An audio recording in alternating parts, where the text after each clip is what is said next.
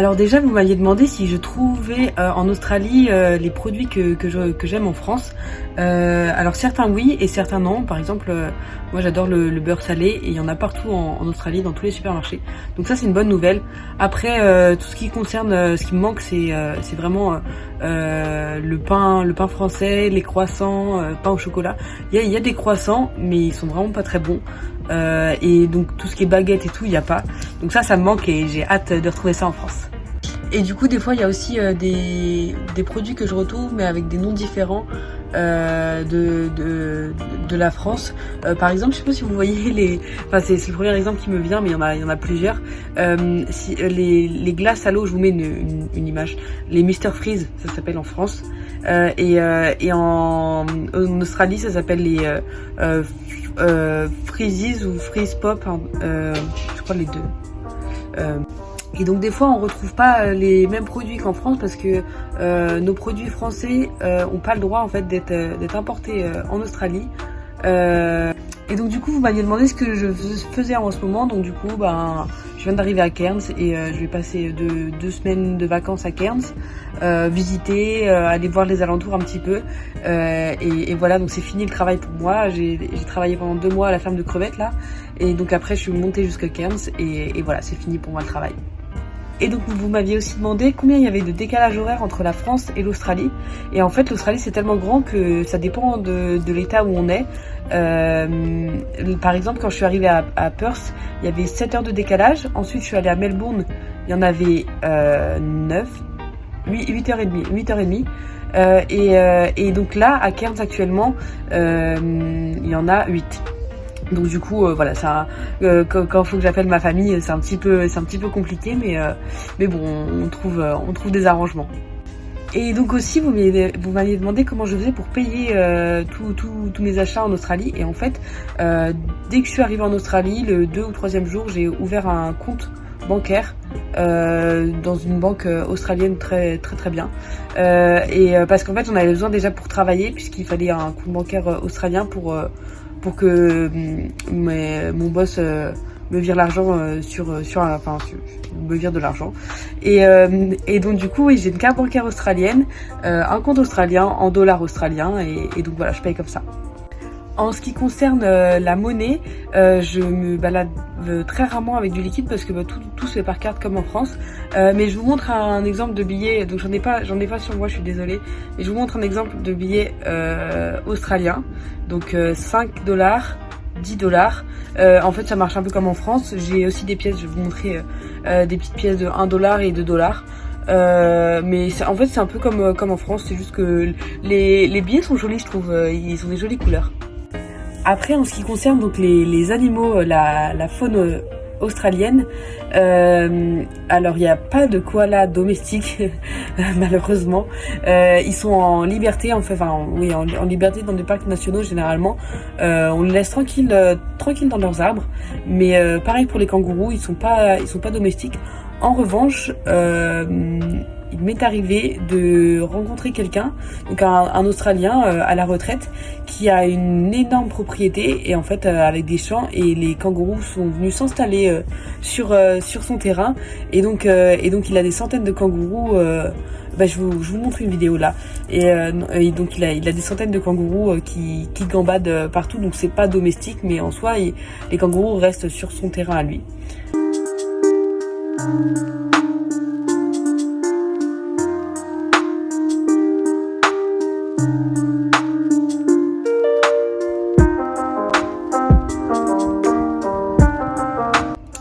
Après, sinon c'est des animaux comme nous on a, des chiens.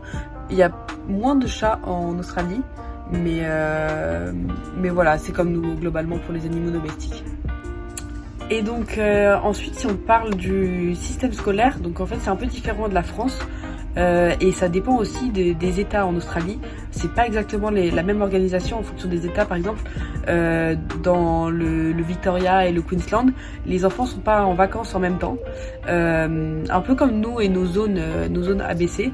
Et donc en fait, j'avais déjà parlé un petit peu de ça dans une vidéo précédente, mais en fait les enfants vont à peu près aux mêmes horaires, je crois qu'il commence à 8h. Si on va prendre un exemple dans le Victoria, puisque c'est ce que je connais le plus. Donc les enfants commencent à 8h et ils finissent un petit peu plus tôt, je dirais vers 15h tous les jours.